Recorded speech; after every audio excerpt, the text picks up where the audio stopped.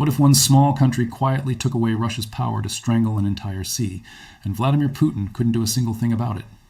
For almost 80 years, Poland could not sail its own ships into its own ports without asking Moscow first. Think about that for a second. A sovereign nation begging permission to use its own water. That story just ended, and almost nobody outside Poland noticed. Before we go further, if you want to see exactly how a $450 million ditch in the sand just changed the balance of power in Europe, hit subscribe right now, because this channel breaks these hidden stories down before anyone else does. Tap that like button if you believe small nations can outsmart empires. Let's get into it. To understand why this canal matters so much, you need to go back to 1945. World War II had just ended. The Soviet Union was redrawing the map of Eastern Europe with a red pencil, and nobody was allowed to argue. Joseph Stalin personally decided where the new borders would fall, and when it came to a quiet stretch of water called the Vistula Lagoon, Stalin made a decision that would haunt Poland for generations. He split the lagoon in half. One side went to Poland. The other side, along with the only natural opening to the open sea, went to the Soviet Union. This meant that any Polish ship leaving its own home ports had to pass through a narrow strait controlled entirely by Moscow. It didn't matter if the ship was carrying grain, coal, tourists, or fishermen. Every single vessel needed Soviet approval to reach international waters. At the time, this seemed like a minor administrative detail buried inside a much bigger peace settlement. In reality, it was a leash, and for the next several decades, Moscow held the other end of that leash tightly. During the Cold War, the Soviet Navy treated the Baltic Sea almost like a private lake. Poland was technically an ally, part of the Warsaw Pact, so the restrictions were softened but never removed. Ships were tracked. Movements were logged. Nothing happened in that lagoon without Soviet eyes watching. Then came the years after the Soviet Union fell apart. You would expect things to get easier for Poland. Instead, they got worse. The territory on the Russian side of the lagoon became Kaliningrad, a strange leftover piece of Russia, cut off from the rest of the country, sitting right between Poland and Lithuania. And Russia turned it into one of the most heavily fortified military zones on the entire continent. Between 2006 and 2010, the pressure became unbearable. Russia effectively shut down the strait for Polish commercial traffic. Ships were stopped for hours, sometimes days. Border guards demanded endless paperwork, found excuses to delay vessels, and turned back ships for reasons that made no logical sense except one: control. The port town of Elbląg, which had once been a thriving trade hub with centuries of maritime history, slowly died. Warehouses sat empty. Cranes stopped moving. Shipbuilders lost their jobs. An entire regional economy was being suffocated, not by war, not by sanctions, but by a single narrow strip of water controlled by a foreign power. Polish sailors described it as living next to a locked gate where the key belonged to someone who didn't like you very much. You could see the open sea. You could almost smell it. But you needed a stranger's permission to reach it. This is the part of the story most people never hear. Poland didn't just complain about this problem for 80 years. Poland decided to dig its way out of it. The idea of cutting a brand new channel straight through the Vistula Spit, the thin strip of land separating the lagoon from the Baltic Sea, had actually been discussed for over 100 years. Engineers under Napoleon considered it. Prussian planners studied it. Polish governments after World War II dreamed about it. But it always stayed a dream, mostly because of the cost, the environmental questions, and honestly, the fear of provoking Russia. Everything changed after 2014. When Russia annexed Crimea and began stirring up conflict in eastern Ukraine, something shifted in Warsaw's thinking. Polish leaders looked at the map and realized they could no longer afford to depend on Moscow's goodwill for anything, especially not access to their own sea. Construction began in earnest, and engineers had a genuinely difficult puzzle to solve. The Vistula Spit is narrow, environmentally sensitive, and sits right in the middle of protected wetlands. Critics said it would be too expensive, too damaging to nature, and frankly, impossible to finish on any reasonable budget. Poland proved them wrong. The final price tag came out to roughly $450 million. In the world of military and infrastructure spending, that number is almost embarrassingly small. Compare that to the cost of a single modern fighter jet, or a handful of advanced missile systems, and you start to understand just how efficient this project really was. The physical cut through the spit itself was surprisingly short, only about 1.5 kilometers of actual land excavation. But that shortcut connected to a much longer channel, stretching nearly 23 kilometers in total, linking the Gulf of Gdansk directly to the Vistula Lagoon.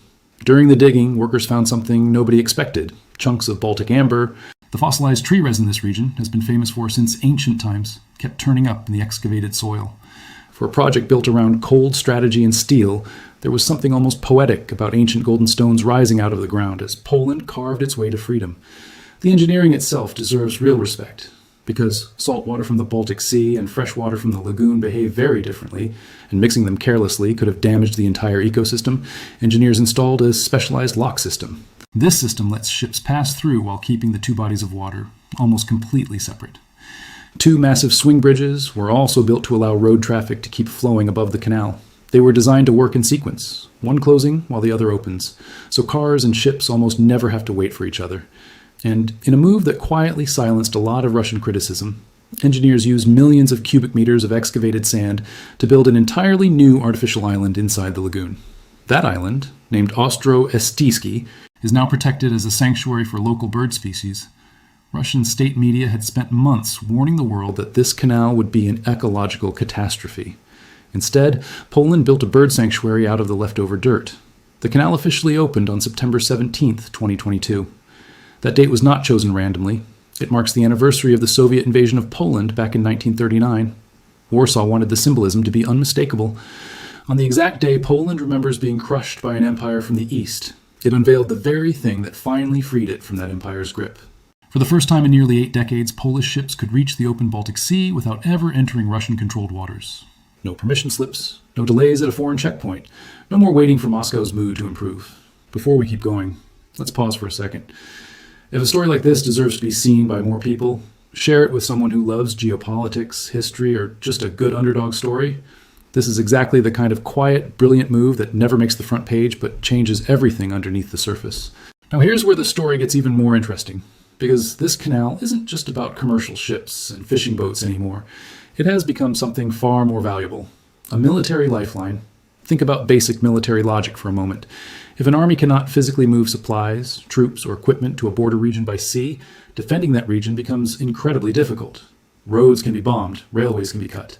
But a functioning waterway, especially one that bypasses enemy-controlled territory entirely, gives a country options that an adversary cannot easily take away. The canal currently sits at about 4.5 meters deep. That's too shallow for massive warships or heavy naval vessels, but it's more than enough for what actually matters here. Small and medium patrol boats, corvettes, mine hunters, and increasingly important unmanned surface vessels. Modern naval warfare has shifted dramatically toward these smaller, faster, harder to detect platforms, and this canal was built almost perfectly for that new reality. Poland is already planning to deepen the channel further, with work aimed at completion by the end of 2026. Once finished, vessels up to 100 meters long will be able to use the route. That upgrade alone would massively increase what kind of equipment and supplies can move through this corridor. Picture a scenario where tension along Poland's eastern border suddenly spikes. Special Forces units could move through the Vistula Lagoon using small, fast boats launched directly from the canal, reaching sensitive areas in minutes instead of hours. Coast Guard vessels, which are extremely maneuverable in shallow water, can now maintain constant round-the-clock surveillance over the entire lagoon without ever needing to request access through Kaliningrad. Perhaps most importantly, ammunition, fuel, and other critical supplies can now reach the port of Elbląg through this protected waterway, completely avoiding Russian radar coverage and weapons range near the strait. Military planners believe Poland's 16th Mechanized Division, which is responsible for defending this exact region, now has a genuine backup supply route for its armored vehicles and artillery units. In a crisis where main roads and rail lines become targets, this canal could be the difference between units running dry and units staying fully supplied. But let's be honest about something important here. Building this canal did not make the danger disappear. It just gave Poland a way around one part of it. Because just a short distance northeast of this brand new waterway sits Kaliningrad, and Kaliningrad is not a quiet neighbor. This is one of the most heavily militarized pieces of land on planet Earth. The headquarters of Russia's Baltic fleet sits right there at the Baltic Naval Base. Thousands of naval infantry troops are stationed nearby, trained for rapid deployment operations. Add to that an entire army corps built specifically for this region, backed by modern fighter jets flying regular patrols along the coastline, and you start to understand the sheer weight of firepower sitting just kilometers from Poland's shiny new achievement. For Warsaw, this creates an uncomfortable but unavoidable truth. They built an extremely valuable piece of infrastructure directly next to one of the most heavily armed corners of the world. Protecting that infrastructure now requires constant vigilance. Polish border guards patrol the shores of the lagoon day and night. Advanced sensors, drone surveillance networks, and reinforced defensive positions have been added along both banks of the canal. This effort connects into a much larger Polish defense initiative known as the East Shield Project, a massive multi-billion-dollar plan to transform the entire eastern border into a heavily fortified, technologically advanced barrier. The canal isn't separate from this plan. It's one of the crown jewels sitting right at the center of it. Now, here's a question worth sitting with for a moment. Poland spent $450 million to escape Russia's grip on its own coastline. Was that a brilliant long-term investment, or did they just build an expensive target, sitting a few kilometers from one of the most dangerous military bases on the continent? Drop your honest opinion in the comments below. I genuinely want to know what you think, because military experts themselves are divided on this exact question. Let's zoom out now, because the effects of this canal reach far beyond Poland's own coastline. This project quietly reshapes the strategic picture for the entire Baltic region, especially for a small stretch of land that keeps NATO planners awake at night. That stretch of land is called the Suwałki Gap. It's a narrow corridor, only about 65 kilometers wide, squeezed between Kaliningrad on one side and Belarus on the other. Military analysts consistently rank it among the most difficult places to defend in all of Europe. Thick forests, marshy terrain, and limited road access make it a natural bottleneck. Here's why that matters so much. The Suwałki Gap is currently the only land connection between the Baltic states, Lithuania, Latvia, and Estonia, and the rest of NATO territory. If Russia ever managed to seize or seal off this corridor during a conflict, those three countries would be completely cut off by land from their allies. No reinforcements, no resupply convoys, nothing but what they already have on hand. This is exactly where Poland's new canal quietly becomes a regional insurance policy. If land routes are ever severed, small logistics vessels could move through the Vistula Lagoon, out through the new canal and along the coast, creating an alternative sea-based lifeline that doesn't depend on that one vulnerable strip of land at all. For Lithuania in particular, this changes the entire strategic conversation. Their capital and key military infrastructure sit uncomfortably close to Kaliningrad, reducing their dependency on a single port and gaining an alternative route for Allied ships to maneuver through Baltic waters without asking Moscow for permission is a meaningful shift in leverage. It's not a complete solution to their vulnerability, but it's a genuine crack of light in what used to be a very dark strategic picture. Estonia and Latvia benefit too, even though they sit further north. A more secure southern flank means a more stable region overall, which strengthens NATO's entire eastern defensive posture. When you start connecting this canal to other major regional projects, like the effort to disconnect the Baltic states' power grids from Russia's control and link them to the wider European network, or the construction of Rail Baltica to modernize regional rail connections, a bigger pattern starts to emerge. These countries are systematically cutting the invisible strings that once tied them to Moscow's control, one project at a time. In times of crisis, this canal could allow urgent shipments, ammunition, medical supplies, even rapidly deployable light military units to reach Baltic allies faster and more securely than ever before. NATO planning documents increasingly treat this waterway as a legitimate part of regional defense strategy, not just a convenient trade route for Polish fishermen. For decades, Russia held a kind of quiet psychological power over this region simply by controlling access through Kaliningrad. A single warship could effectively strangle regional shipping just by sitting in the wrong place at the wrong time. That kind of leverage is now noticeably weaker. And weakening Moscow's ability to intimidate its neighbors without firing a single shot might be the canal's most underrated achievement. Before we get into the final part of this story, and it's an important one, take a second to subscribe if you haven't already. Stories like this, where quiet engineering decisions end up reshaping military strategy for an entire region, don't get nearly enough attention. Turn on notifications so you don't miss the next one. Now, despite everything Poland has accomplished here, it would be a mistake to think Russia has simply accepted this and moved on. Far from it. Kaliningrad remains one of the most densely defended zones on the planet, and Moscow treats any foreign vessel entering these waters as a potential act of aggression. The threats stationed in Kaliningrad are genuinely serious. Iskander-M missile systems, capable of carrying either conventional or nuclear warheads, sit hidden within the territory, with enough range to strike far beyond the canal, deep into Polish territory if a full-scale conflict ever broke out. S-400 air defense systems create what military analysts describe as an invisible dome over the region, tracking aircraft the moment they take off from nearby Polish air bases. Along the coastline, Bastion P anti-ship missile batteries stay on constant alert, ready to target any surface vessel that approaches too closely. Russia's Baltic Fleet also maintains specialized units trained for underwater sabotage and covert mine laying, capable of turning these calm lagoon waters into a serious hazard almost overnight if tensions ever boiled over.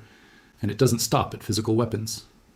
Kaliningrad hosts some of Russia's most advanced electronic warfare systems, capable of jamming radar signals, disrupting communications, and interfering with GPS navigation across a wide area of the Baltic Sea. In fact, mysterious GPS disruptions affecting civilian aircraft flying over this region in recent years have often been traced back to exactly these kinds of systems operating out of Kaliningrad. This is the uncomfortable reality sitting right next to Poland's achievement. Yes, the canal freed Poland from decades of Russian permission slips and economic strangulation, but it did not remove Russia's ability to threaten the region through military force if a genuine conflict erupts. What Poland gained was independence of access, not immunity from danger. And honestly, that's the more accurate way to understand this entire story. This was never really about building an unbeatable fortress.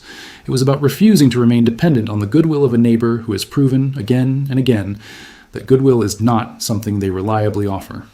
Poland looked at 80 years of being told when it could and couldn't use its own coastline. And instead of continuing to accept that arrangement, it picked up shovels, brought in engineers, spent $450 million, and physically cut a new path to the sea. That's not just an infrastructure project. That's a statement. It tells Moscow, and it tells the world, that small and medium-sized nations are no longer willing to accept quiet forms of control just because changing the situation seems difficult or expensive. It shows that determination, paired with smart engineering, can accomplish in a few years what decades of diplomatic complaints never could. Will this canal remain a reliable lifeline if a larger war ever breaks out in this region? Nobody can promise that with certainty. Kaliningrad's firepower is real, and the threats surrounding this new corridor are not exaggerated for dramatic effect. But what is certain, right now, today, is that for the first time since 1945, a Polish captain can walk onto his ship, sail out of his home port, and reach the open sea without asking permission from anyone in Moscow. That single fact, more than any missile system or naval-based statistic, might be the most powerful part of this entire story. Sometimes the most important victories in geopolitics aren't won on a battlefield.